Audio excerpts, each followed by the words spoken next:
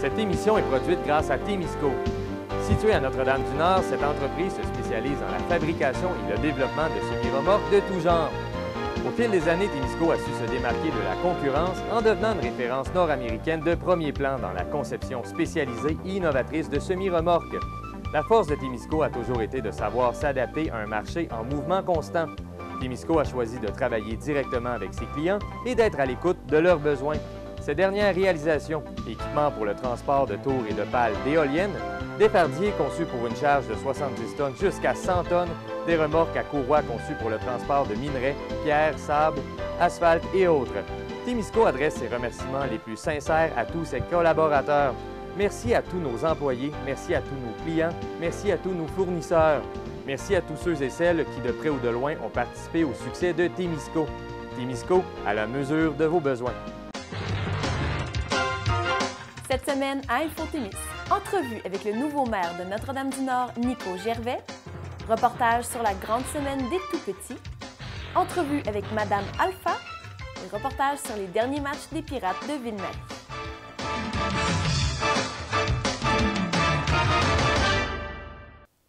Bonjour à tous et à toutes et bienvenue à InfoTémis. Les élections municipales ont été un vent de changement pour plusieurs électeurs et plusieurs élus. Plusieurs sont maintenant officiellement entrés en fonction dans leur poste et les premières réunions ont été lancées également. Pour les maires et les mairesses, les dossiers sont à l'étude et les premiers mandats sont en développement.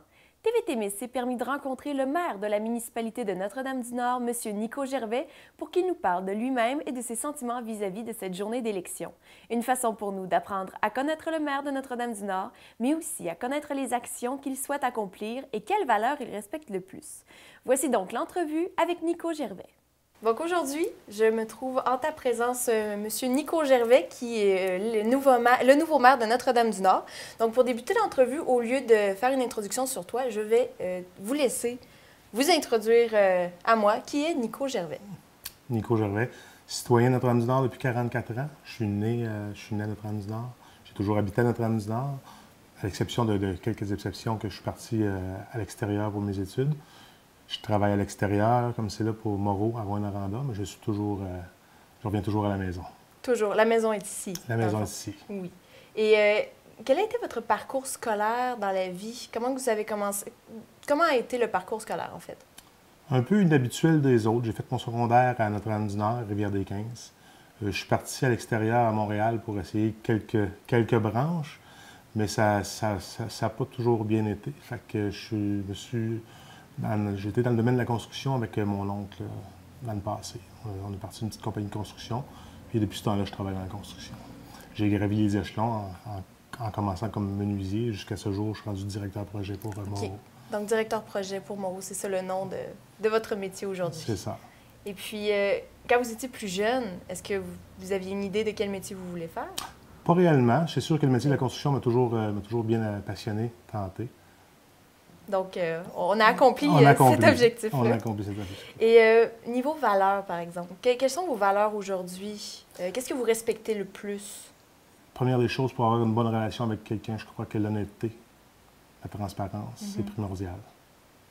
Donc ça, c'est une très, très bonne valeur pour ça. Et dans votre métier ou en général dans la vie, qu'est-ce que vous aimez le plus faire? Je dirais le contact avec les gens. J'ai beaucoup de ressources humaines à faire dans le cadre de mon métier. Le contact humain, c'est très important. Donc, vous êtes très relationnel comme personne. Oui.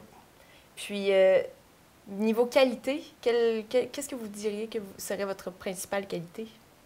Facilité d'approche. Facilité d'approche. Je pense que les gens viennent vers moi. C'est une de mes qualités.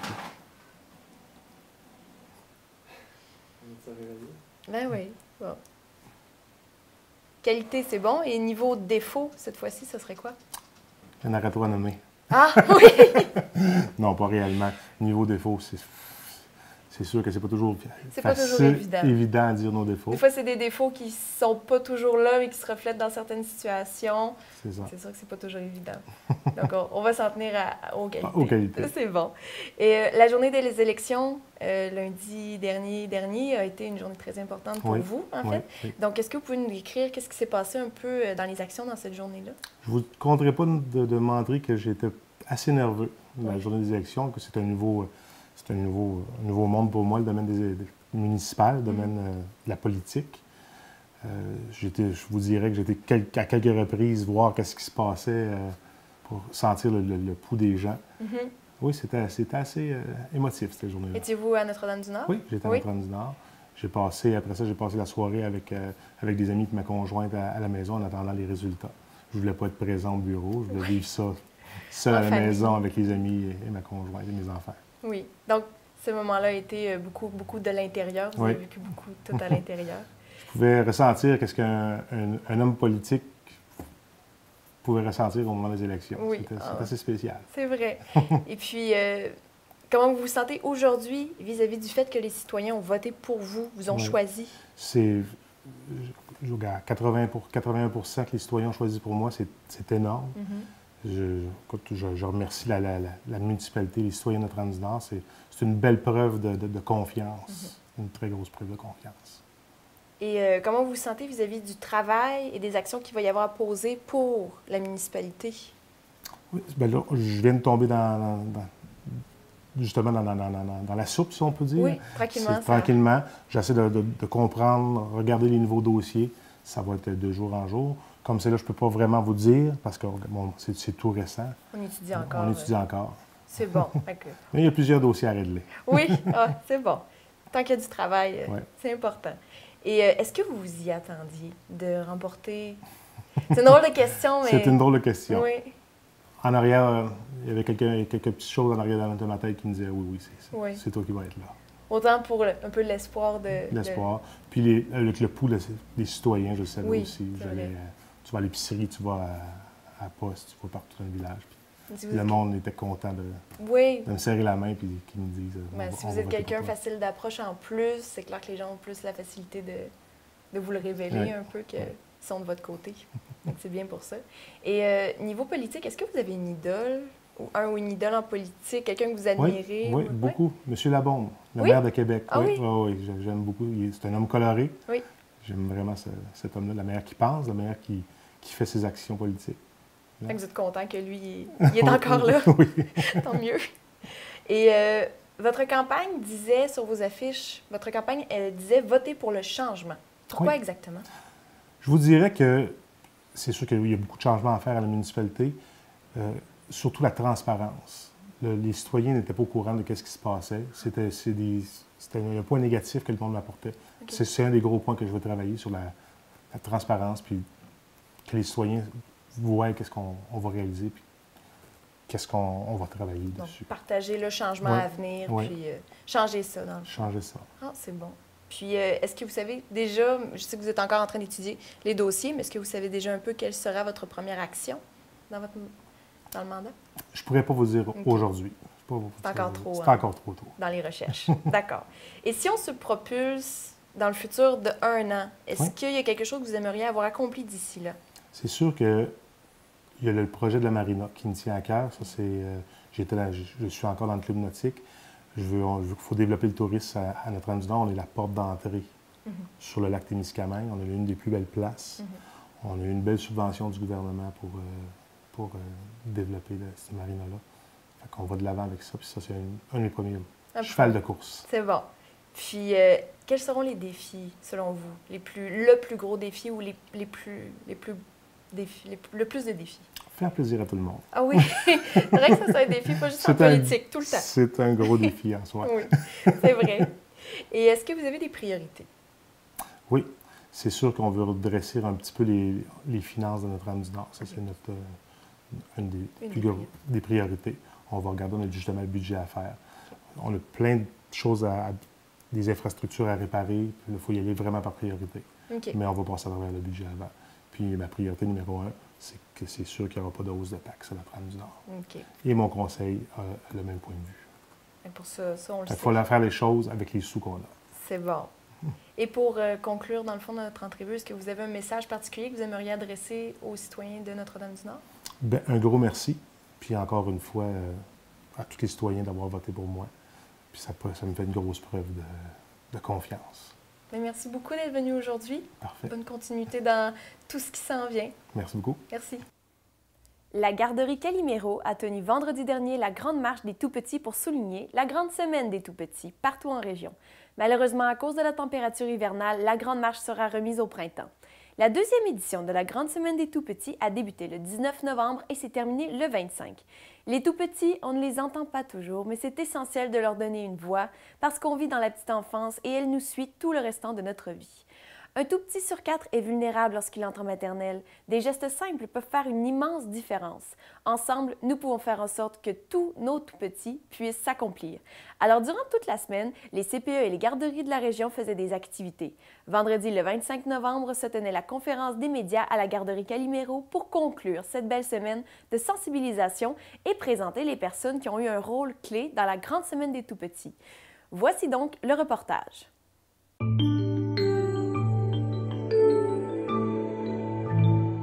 Il se passait la grande marche des Tout-Petits. Finalement, ça a été annulé à cause de la température, évidemment. On ne voulait pas faire sortir les petits cocos dehors avec les grands vents qu'on avait, puis le fait qu'on marchait sur la Sainte. Donc, ce n'est que partie remise, mais on a quand même profité pour réunir des acteurs importants du territoire et des partenaires de Génération pour parler, en fait, de nos engagements envers les Tout-Petits. Ce qu'on voulait, c'est que les gens puissent dire qu'est-ce qu'ils font en petite enfance et qu'est-ce qu'ils prévoient faire pour la petite enfance dans les années à venir. Et c'est aussi une prise de conscience souvent quand on inscrit ces choses-là sur papier, de dire on fait des choses, mais on va pousser un petit peu plus loin. Parce que le but de la Grande Semaine des Tout-Petits, c'est de sensibiliser la population en général à l'importance des 0-5 ans sur notre territoire, mais aussi de s'engager. Donc, vraiment, de voir comment est-ce qu'on, dans notre quotidien, dans notre vie, au travail, à la maison, on fait des choses pour améliorer la qualité de vie des enfants. En fait, cette semaine-là, c'est la semaine qui permet à la communauté de redonner la place à l'enfant ou de reconnaître la place que l'enfant doit avoir dans la société. Bien, moi, j'étais beaucoup dans l'organisation, en fait, parce que c'est seulement la deuxième semaine des Tout-Petits. Donc là, cette année, au niveau régional, on a décidé de s'organiser un petit peu plus davantage, en fait, puis sur chacun des territoires, sur chacune des MRC, d'organiser un événement. Donc nous, avec Francine, on s'est assis ensemble, puis on a comme décidé d'un commun accord d'allier les saines habitudes de vie, donc bouger, manger sainement, puis la petite enfance, qu'on a décidé d'organiser la marche là, de cette façon-là. En région, il y avait à tous les jours une activité qui se passait là, pour souligner la petite enfance. Il y avait Marie-Lou Girard-Thomas, qui est coordonnatrice de Génération. Il y avait notre présidente, Alex Tremblay, présidente du CPE chez Calimero.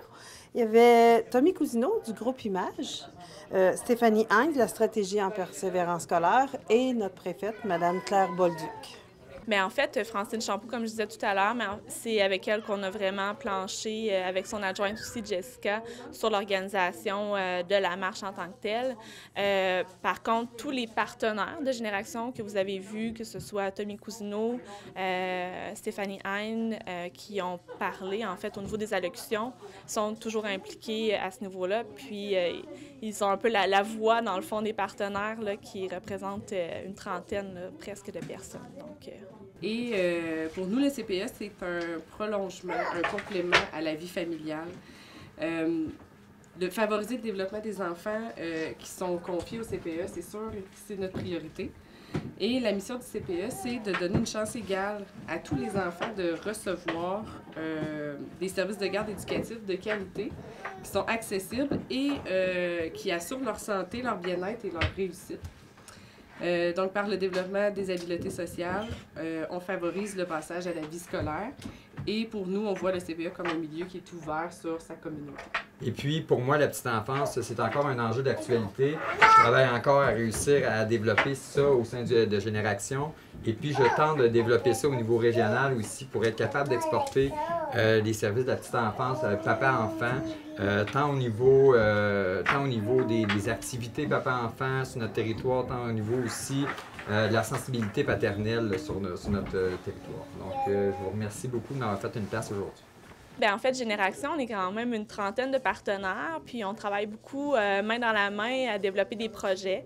Donc, on a déjà notre plan d'action qui roule et à travers ce plan d'action-là, il nous arrive de faire des événements comme ça un petit peu plus ponctuels en collaboration. Et la Grande Marche des Tout-Petits, en fait, je crois que c'est que partie remise. On s'est entendu pour se dire qu'on pourrait faire ça au printemps, dans un moment qui sera plus chaleureux et où la température aura moins de chance de nous mettre des bâtons dans les roues. Donc, voilà. Donc, la stratégie en persévérance scolaire, c'est quoi? C'est un comité qui est formé d'une dizaine de partenaires.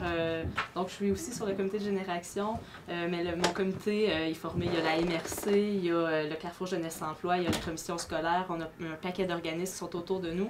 Et eux, ensemble, ben, ils ont tous à cœur la persévérance scolaire et ils me font faire des actions en lien avec ça. Ben, en fait, c'est ça.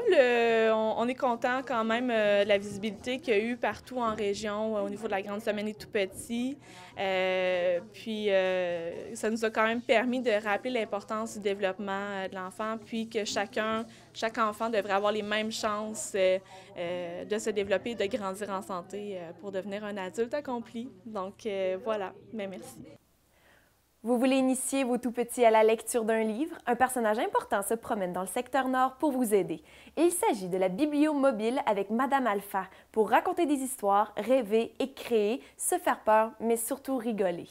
Un service gratuit offert qui est en fond une bibliothèque qui se déplace à domicile et ce jusqu'en avril 2018. Dans le secteur nord, des visites animées, une animation de contes et des prêts de livres, ainsi que des jeux pour vos enfants. Une collaboration d'Alpha Thémis dont le mandat est de sensibiliser, prévenir et de former les jeunes. Saviez-vous que chacune des municipalités, entre 50 et 75 % des personnes âgées de 16 ans et plus ont du mal à lire et écrire un texte simple? Souvent, ces personnes ont de la difficulté à aider leurs enfants dans leurs devoirs et parfois se sentent jugées négativement. La Bibliomobile se donne un devoir d'initier l'enfant à la lecture en rendant le conte ludique et interactif. Nous sommes allés rencontrer Madame Alpha, ou plutôt Sophie Lessard, pour nous parler de son rôle dans cette aventure. Voici l'entrevue.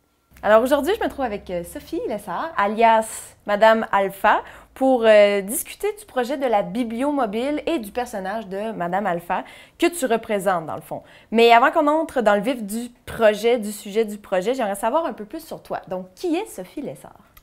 Bien, moi, Sophie Lessard, je suis pas de la région. Je peux plus dire que je suis nouvellement arrivée. Ça fait 3 ans déjà que je suis ici, grâce à mon chum qui vient de la région, en fait.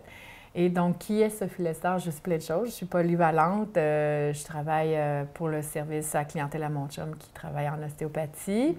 Et je fais de la suppléance au secondaire, en arts plastiques, beaucoup, parce que c'est mon background, mais j'en fais un peu de toutes sortes. Et les élèves m'aiment bien, je trouve ça sympathique. C'est pour ça que je continue. Et puis, je fais aussi de la relation d'aide comme travailleur autonome avec la kinésiologie holistique.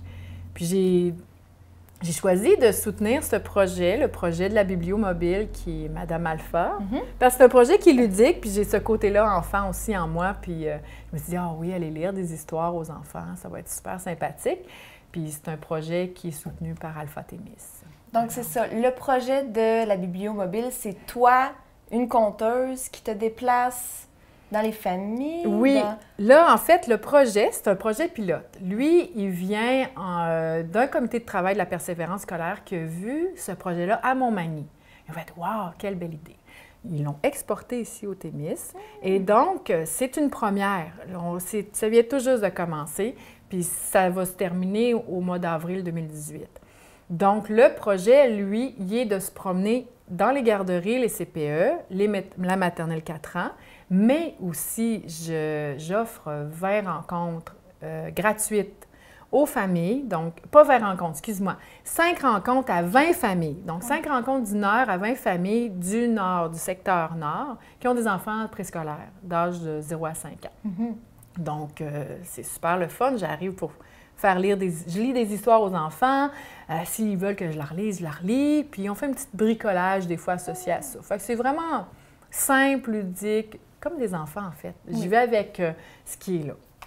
Et comment est-ce que tu t'es retrouvée dans l'organisation de tout ça? C'est quoi un peu ton rôle là-dedans? Le rôle de Madame Alpha? Oui, dans le fond, tu fais seulement Madame Alpha oui. Ou tu es partie de l'idée de départ? Non, moi, je ne suis pas partie de l'idée de départ. C'est Kim Morin-Perron, qui est à Alpha Thémis, qui me connaît, puis qui cherchait quelqu'un à combler le poste, puis elle m'a demandé, elle me connaissait assez pour savoir, Sophie, pourrait-elle faire ça? J'ai dit, pourquoi pas? Donc, ça vient de... C'est pas moi qui l'ai initié. Mais je continue à le soutenir en faisant Madame Alpha, puis en jouant le rôle. Est-ce que tu sais d'où est l'origine de l'idée? Bien, comme j'ai compris, c'est que c'était à Montmagny qu'il y a la Bibliomobile. Oui, puis c'est la persévérance scolaire qui l'a récupérée avec l'IRC. Puis Alpha Thémis sont tous ensemble pour, je veux dire, on va amener ça aussi au Témiscamingue parce que c'est un beau projet. Puis pourquoi Madame Alpha existe? C'est quoi son objectif dans la vie? Bien, l'objectif de Madame Alpha, en fait, moi j'arrive comme ça amener du ludique, mais en fait, c'est pour faire découvrir les livres aux enfants de 0 à 5 ans, mais aussi que leur premier contact avec la lecture soit positif, soit plaisant, pour que quand ils arrivent à l'école, ce soit pas juste comme « Ah, des livres, c'est ça », mais qu'il y ait eu un souvenir heureux, puis qu'il y ait encore ce souvenir-là parce qu'ils le portent en eux, puis qu'ils disent « Des livres, c'est le fun à lire, il y a toutes sortes de lectures. Hein? » Alors, c'est beaucoup ça l'objectif, puis c'est pour soutenir la persévérance scolaire, bien sûr. Oui. Donc, mais par le plaisir, par le jeu, puis ça. Donc, comment que ça se passe une journée normale dans la vie de Madame Alpha? Bien là, une journée normale, comme aujourd'hui, de Madame Alpha, si je me promène, je fais mon horaire, je veux voir beaucoup de places. Comme aujourd'hui, je vois des garderies, CPE, la maternelle 4 ans. Donc, je me promène, je vois différents enfants, des petits groupes, comme un gros groupe. J'en ai eu 24, j'en ai eu 4 ce matin. Donc, c'est pas la même dynamique, mais les yeux sont pareils. Oui. Les yeux brillent, les enfants en redemandent, ils veulent encore. Puis l'histoire, en fait, j'ai une histoire qui est mon support, mais je m'arrête à ce que l'enfant va me demander. Ils sont intéressés par les images. « Ah, qu'est-ce que tu vois? » Oui, je vais lire, mais j'ajoute. Oui. Puis j'essaie de suivre où l'enfant veut me mener aussi, puis je continue à lire avec toutes les intonations qu'on peut y mettre pour s'amuser. Puis c'est ça qui donne aussi du pétillant. Parce que si je lisais comme ça, bien là, ça serait moins intéressant. Mais quand on y va, moi aussi, je m'investis dans l'histoire, puis ça fait tout son charme. Puis aussi, ça fait les belles répercussions avec les enfants qui réagissent super bien. C'est vrai. Puis, est-ce que tu sais à peu près combien de temps Bibliomobile Madame Alpha va être active? Bien là, c'est un projet pilote. Donc, je suis active de là jusqu'au mois d'avril. Le projet arrête au mois d'avril, mais on veut qu'il continue. Alors, c'est pour ça qu'on lance tout, on se déploie pour en faire connaître le projet pour qu'il puisse vivre et continuer à vivre parce qu'à Montmagny, il semble que ça vit très bien. Puis c'est une bibliothèque. Moi, j'ai un gros bac, là, plein de livres là-dedans. Tantôt, les enfants jouaient dans mes livres, il y en avait partout, même si j'en ai lu un, là, les fouiller dans mes affaires. Puis tout de suite, ils sont intéressés, sont curieux à aller dans cette belle boîte toute colorée.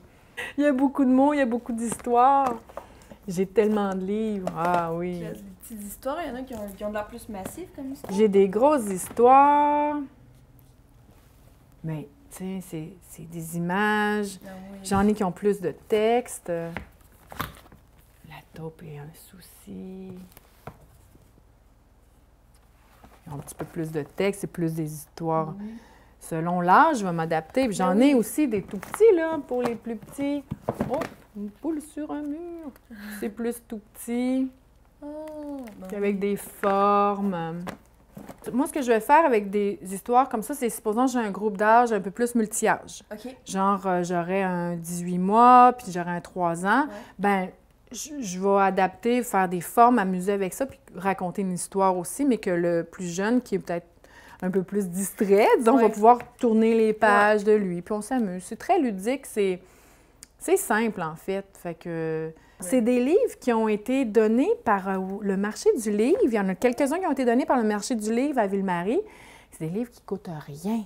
Est-ce que tu sais si le projet a peut-être une suite après le mois d'avril? Est-ce que ça continue ou il y a un avancé plus gros qui pourrait y avoir? Là, je ne pourrais pas m'avancer là-dessus. Ça, je ne suis pas au courant, mais je crois que oui, ils veulent poursuivre. Comment, quand?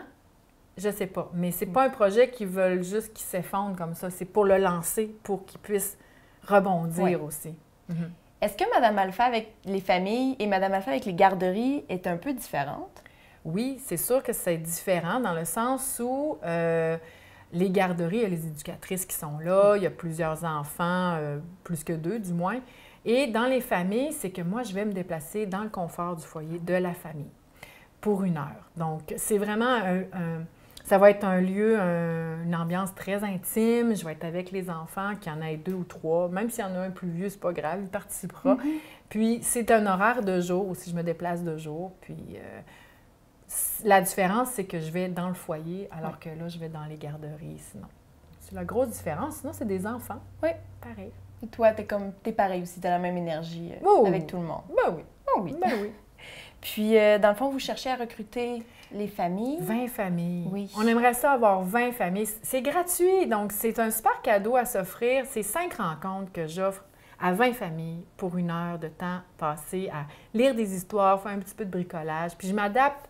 Je le répète, là, même si l'enfant a 3 mois, 6 mois, c'est pas grave parce que jouer avec un livre, voir les couleurs, interagir avec, c'est là que ça commence. Puis les lettres, c'est des formes aussi, c'est des images, jusqu'à temps que ça devienne une compréhension de « Ah, il se raconte quelque chose là-dedans.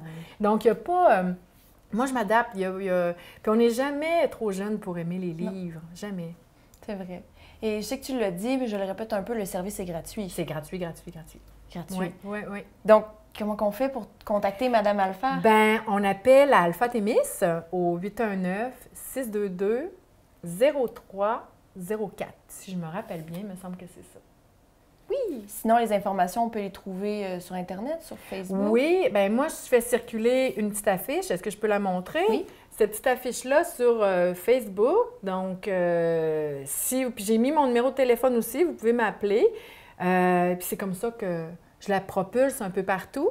Puis j'essaie d'en mettre un petit peu. J'en ai mis une à Brocante, une au marché de la Brocante de Rimini. Puis j'essaie d'en placer juste pour que ça soit visuel. Puis que les gens fassent « Ah, mais qu'est-ce que c'est? » quoi? Oui. Alors oui, voilà. Bien, c'est un très beau projet. Nous, on te souhaite une bonne continuité dans tout ça. Puis, merci beaucoup. Mais merci. Merci. La partie des Pirates de Ville-Marie jeudi dernier a été tout un match. En effet, les Pirates ont malheureusement perdu leur partie de jeudi contre l'équipe des Huskies de Séguin.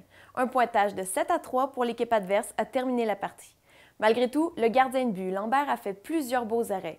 C'est en avantage numérique de 5-3 que les Pirates font un premier but. Après la première période, c'est 3-1 pour les Huskies déjà.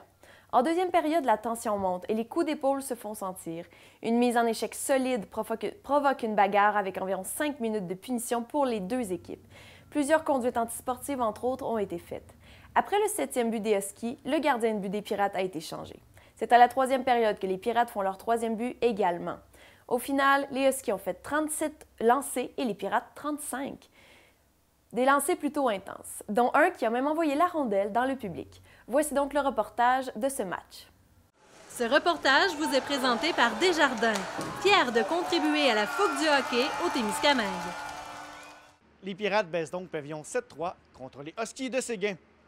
Pendant le match, la première menace va aux Huskies, suite à un revirement, sauf que le gardien Alexandre Lambert effectue plusieurs beaux arrêts. Les Pirates sont embouteillés dans leur territoire, ce qui conduit au premier but de Séguin. Puis, un deuxième but consécutif, cette fois en avantage numérique, lorsque Caron est au banc de punition. Quelques chances de marquer pour les Pirates en milieu de période, sans toutefois pouvoir capitaliser. Les Pirates inscrivent un premier but en avantage numérique de 5-3.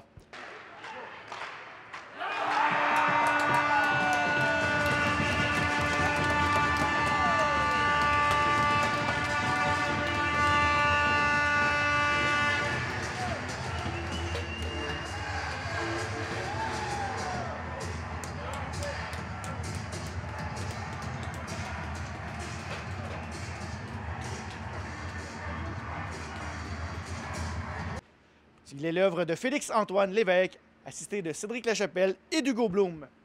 Lambert est solide à 3-5, mais finira par céder. C'est 3-1 Husky après une période.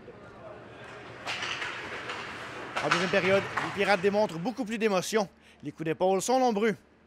Plusieurs occasions en or pour les Pirates, qui s'inscrivent à la marque à 10 minutes 6, un but d'Antoine Gessner.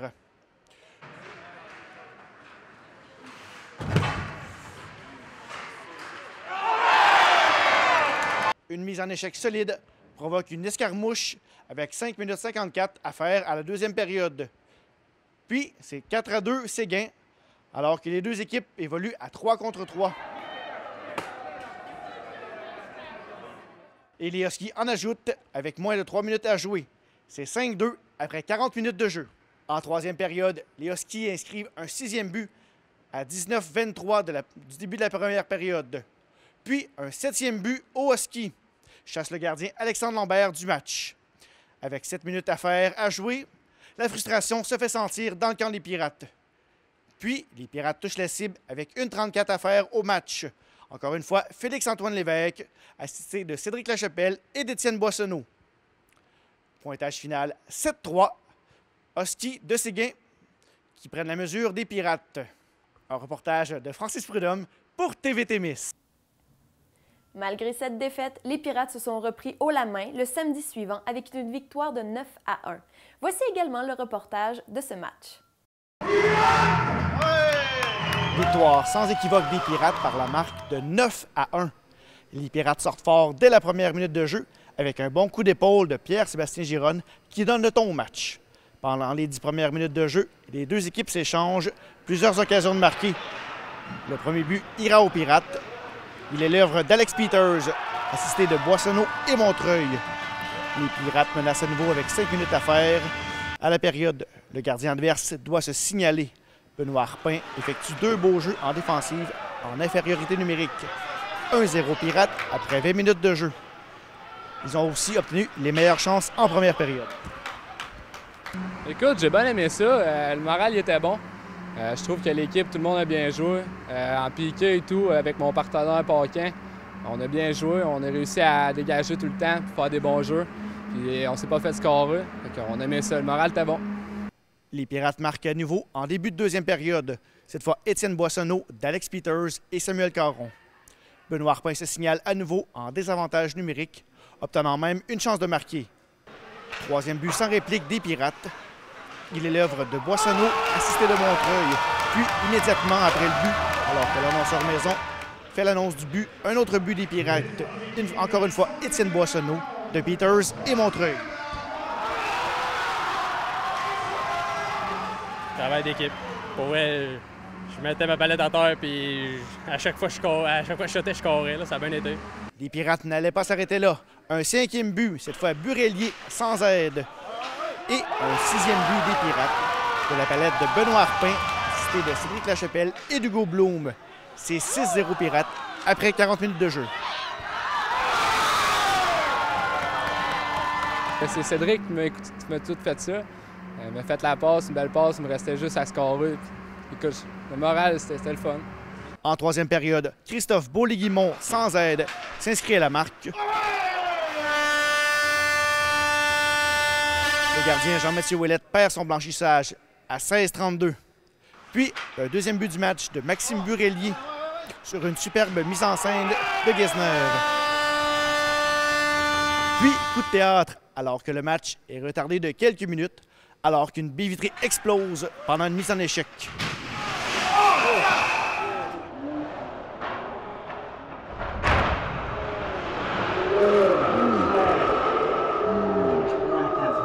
Le 9e but des Pirates est inscrit avec 2 minutes à jouer. Il est l'œuvre de Gesner, assisté de Peters. C'est donc une victoire de 9-1 des Pirates en ce samedi contre les Lynx de West Nipissing. Grosse performance des joueurs ce soir. Quel était votre plan de match avant le match de ce soir? Bien, c'est sûr que, écoute, on a eu un meeting avant le match, j'ai callé les gars pour 4 heures.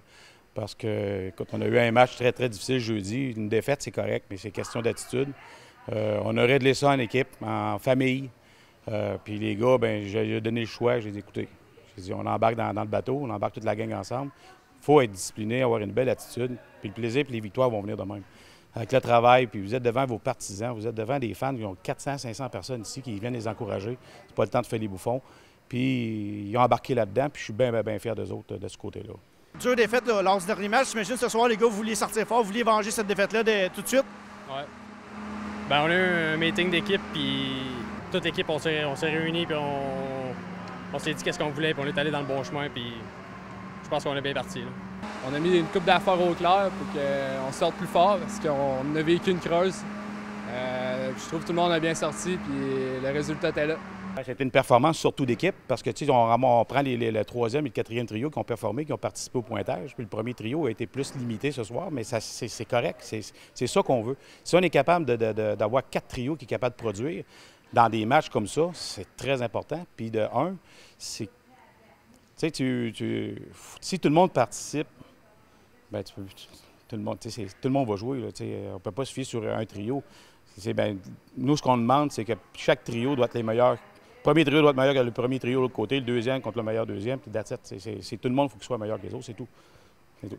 Là, ce soir, vous n'êtes pas tombé dans le piège. Vous avez pris une grosse avance en début de match. Des fois, ça peut être un piège. Les gars, ils relâchent, mais ce soir, vous avez réussi à éviter ce piège-là. Absolument. Fait que le mot d'ordre, c'était ça, c'est de ne pas embarquer dans le game. Même s'ils commencent à picosser, bien, on va changer notre plan de match. On va pousser le puck, on va mettre la pression à 1, pas besoin de draver le net. On n'avait pas besoin de 15 puis 20 goals puis faire mal paraître. Et déjà qu'à 9 à 1, il paraissait pas trop bien, mais il ne fallait pas embarquer dans ce piège-là. Puis c'était le mot d'ordre. C'était Francis Prudhomme pour TV Témis. Desjardins est fier de vous avoir présenté ce reportage des Pirates de Ville-Marie. Desjardins, là pour contribuer au mieux-être des individus et des collectivités. Quoi de mieux pour célébrer des activités hivernales que le village de Noël Témiscamingue?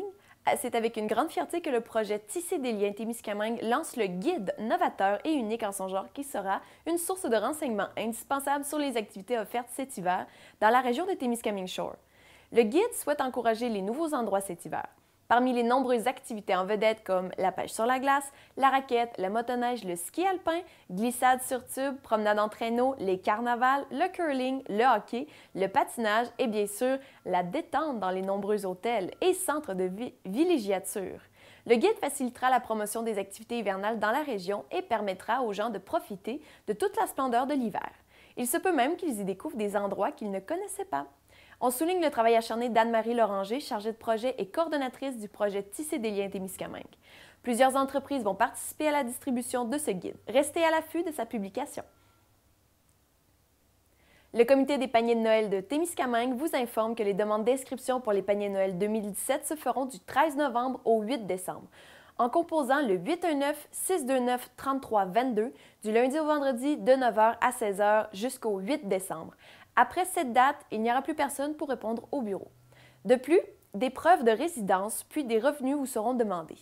Venez participer en grand nombre. Des bénévoles de tous les organismes communautaires de la région venant en aide aux plus démunis sillonneront les rues pour amasser des dons. Nous vous rappelons que vous pouvez donner des produits non périssables comme des conserves, des garnitures pour le déjeuner, des condiments, du café, de la purée pour bébé, des mouchoirs, des papiers hygiéniques, des produits d'hygiène, savon à lessive et des dons en argent. Vos dons en argent et en denrées non périssables permettent à des milliers de Québécois et à leurs familles de vivre la période des fêtes dans la dignité. Votre contribution fait la différence. Si vous le pouvez, donnez. En chiffres, près de 3,2 millions ont été récoltés au Québec l'année dernière et c'est 300 000 personnes qui ont aidé en 2016. Vous pouvez aller sur le site de la Grande Guignolée des médias pour en savoir plus sur les points de collecte. La pêche hivernale pourra être exercée sans permis par les résidents du Québec du 1er décembre au 31 mars. Dans les zones de pêche 1 à 16, 18 à 21 et 25 à 29. La mesure a été annoncée vendredi par le ministère des Forêts, de la Faune et des Parcs, qui espère favoriser le développement de la relève et soutenir l'industrie liée à la pêche. En Abitibi-Témiscamingue, la nouvelle est très bien accueillie. La présidente régionale de la Fédération des chasseurs et pêcheurs, Nathalie Dallaire, croit que ça va susciter l'intérêt des gens pour ce sport d'hiver. Le président de l'Association de chasse et pêche de Val-d'Or, Jacques Cormier, pense que cette décision pourra faire plaisir à plusieurs personnes dans les régions. D'autant plus que, selon lui, l'augmentation du prix des permis de pêche est l'un des facteurs qui décourage la relève. Dans la région, il faut penser aux familles qui vont à la pêche sur glace. À ce moment-ci, il n'y aura pas de contre-indication, tous pourront pêcher. Ce n'est pas un sport qui a tant de promotion comparativement à des stations de ski ou des trucs dans ce genre. Côté plein air, la pêche sur glace, ce n'est pas tout le monde qui peut la pratiquer, donc cela redonne un petit vent de renouveau au sport et les gens pourront redonner à avoir le goût d'aller dehors et de pratiquer ce sport-là. Selon une étude préparée par le ministère des Forêts, de la Faune et des Parcs, la pêche a généré des retombées économiques de près de 35 millions de dollars en 2012 en Abitibi-Témiscamingue. Donc, on vous souhaite bonne pêche à tous. La première table des maires présidée par la nouvelle préfète Claire Bolduc s'est déroulée rondement sous le signe du respect et de l'écoute. Plus d'une douzaine de citoyens y ont assisté. Ça a commencé par la préfète qui a profité de son allocution pour rappeler que l'engagement, c'est l'acte pour lequel on prend parti pour des problèmes sociaux par lesquels on tient nos professions. C'est une convention par laquelle on se lie à nos commettants. Le travail a bien débuté, indique Lucie Charret dans un article du journal La Frontière. Après avoir reconduit Danielle Barrette, maire de Laverlechère, au poste de préfet suppléant, elle a déposé sa déclaration d'intérêt pécuniaire en divulguant le contenu à haute voix. Ensuite, la Table des maires a entériné un octroi financier provenant du Fonds de développement du territoire de plusieurs projets. Premier projet, c'est la diversification et développement de cultures agricoles et agroalimentaires. Ce projet recevra 24 230 $ pour l'année 2018. Un projet qui vise à favoriser le développement économique et touristique via différentes activités comme l'événement Coup de cœur forêt. Autre sujet qui a été abordé durant la Table des maires, c'est les règlements sur les animaux de compagnie. Les municipalités ont été invitées à déléguer leurs compétences en matière d'animaux de compagnie à la MRC, qui assurera alors le lien avec le refuge. Bref, plusieurs sujets ont été abordés et bientôt vous entendrez les prises de décision ainsi que les budgets de certains projets. Mais en résumé, le tout s'est déroulé dans un grand plaisir. La Commission culturelle du Témiscamingue compte élaborer un nouveau plan d'action culturelle de la MRC. Le président de la Commission culturelle, Réal Couture, tire un bilan positif du premier plan avec notamment la réalisation de l'inventaire patrimonial et les ententes de développement culturel. Selon lui, il est important de se doter d'un nouveau plan d'action culturelle au Témiscamingue. Il est essentiel de se doter de ce genre de politique parce que ça peut permettre d'avoir une entente de développement culturel entre la MRC et le ministère de la Culture du Québec. Et ça permet aussi de projeter vers l'avenir des projets très structurants au niveau du développement culturel sur le territoire et en même temps, ça permet d'inviter la population à participer à ce développement-là. Après cette rencontre, l'axe de mettre en valeur l'art, la culture et le patrimoine témiscamien était important. Aussi, l'axe de rendre accessibles tous les secteurs culturels à toutes les générations et ce, dans l'ensemble du territoire témiscamien. Ensuite, valoriser l'implication au sein du milieu culturel. Assurer la pérennité de l'offre existante et bien sûr travailler sur l'axe de favoriser l'appropriation des nouvelles technologies par le milieu culturel. Le syndicat des paramédics de l'Abitibi-Témiscamingue a déclenché une grève le 23 novembre en coordination avec les autres syndicats paramédics du Québec. Comme les ambulanciers paramédicaux sont soumis à la loi sur le maintien des services essentiels, leurs moyens de pression sont limités. Par exemple, à l'occasion des transports interhospitaliers, les paramédics refuseront de ramener l'infirmière qui accompagne un patient à son hôpital d'origine, sauf s'il y a un patient à bord. L'infirmière escorte devra faire appel à un autre moyen de transport, comme un taxi, pour revenir sur les lieux de travail. Il faut augmenter la pression et ajouter des moyens pour forcer la main de la partie patronale afin que celle-ci réponde à leurs revendications. Les autres moyens de pression qu'ils vont faire, pour n'en nommer quelques-uns, seraient les formulaires non obligatoires ne seront pas remplis, les services d'ambulance dédiés ne seront pas offerts lors des transports interhospitaliers. Les paramédics refuseront de transporter au retour les escortes médicales, sauf lorsqu'il y aura un patient à bord du véhicule ambulancier. Bref, les paramédics ne sont pas au bout de leur peine et continueront de faire des moyens de pression pour être entendus. On rappelle qu'ils sont en grève depuis le mois de mars. Le ministre de la Forêt, de la Faune et des Parcs député de Rouyn-Noranda-Témiscamingue et ministre responsable de l'Abitibi-Témiscamingue et du nord du Québec, Luc Blanchette, a donné de ses nouvelles après avoir subi un infractus vendredi.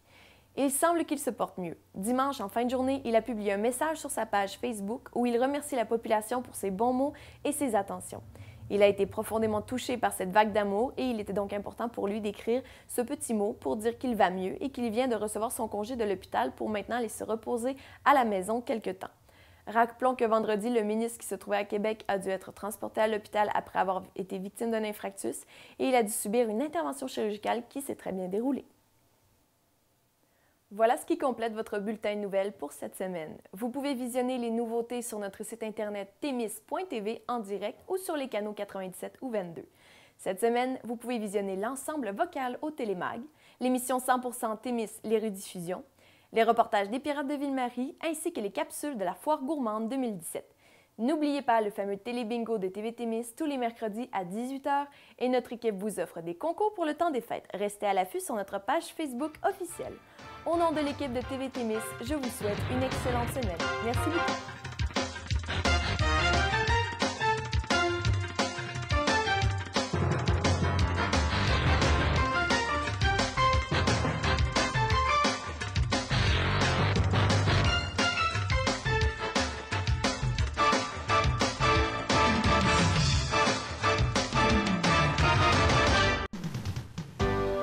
Cette émission est produite grâce à Témisco.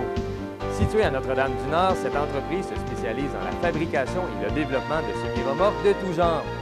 Au fil des années, Témisco a su se démarquer de la concurrence en devenant une référence nord-américaine de premier plan dans la conception spécialisée et innovatrice de semi-remorques. La force de Témisco a toujours été de savoir s'adapter à un marché en mouvement constant. Témisco a choisi de travailler directement avec ses clients et d'être à l'écoute de leurs besoins. Ces dernières réalisations, équipements pour le transport de tours et de pales d'éoliennes, des fardiers conçus pour une charge de 70 tonnes jusqu'à 100 tonnes, des remorques à courroie conçues pour le transport de minerais, pierres, sable, asphalte et autres. Témisco adresse ses remerciements les plus sincères à tous ses collaborateurs. Merci à tous nos employés, merci à tous nos clients, merci à tous nos fournisseurs. Merci à tous ceux et celles qui, de près ou de loin, ont participé au succès de Témisco. Témisco, à la mesure de vos besoins.